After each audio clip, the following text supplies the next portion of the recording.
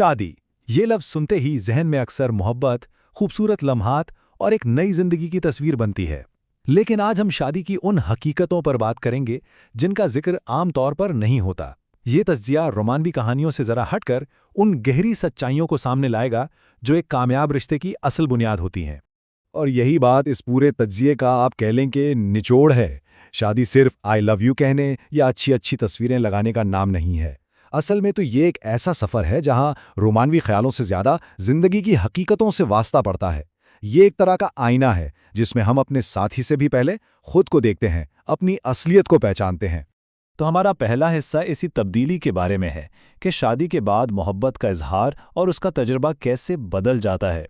ये एक मोहब्बत की कहानी से ज़िंदगी की कहानी बनने का सफ़र है। ये बड़ी दिलचस्प बात है कि शादी के बाद मोहब्बत ख़त्म नहीं होती, बस उसका अंदाज ज़्यादा अमली हो जाता है।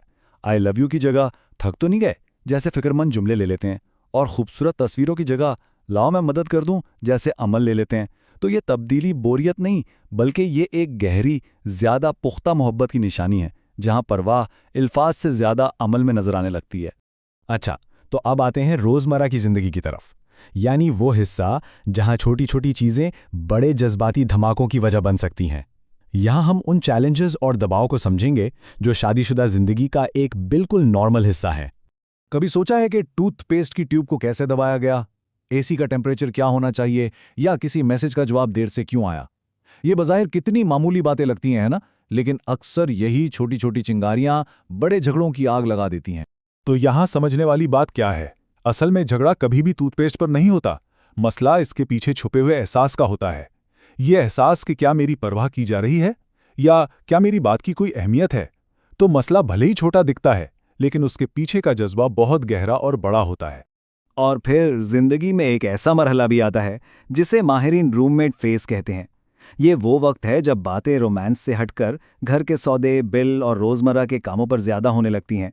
ये समझना बहुत ज़रूरी है कि ये रिश्ते की नाकामी नहीं, बल्कि एक तवील मुद्दती रिश्ते का एक बिल्कुल नॉर्मल हिस्सा है।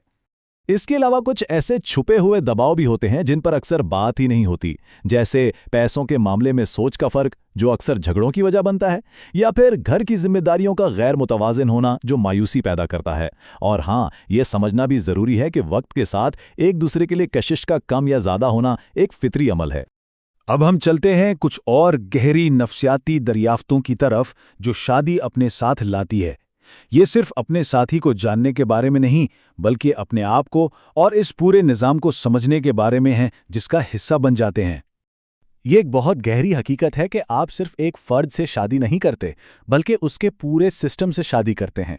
इसका मतलब है उनका ख़ानदान, उनकी परवरिश, पैसे को लेकर उनकी सोच और उनकी छोटी छोटी आदतें, उन सब को समझना और कबूल करना पड़ता है, वरना कहीं ना कहीं रगड़ पैदा होना लाजमी है।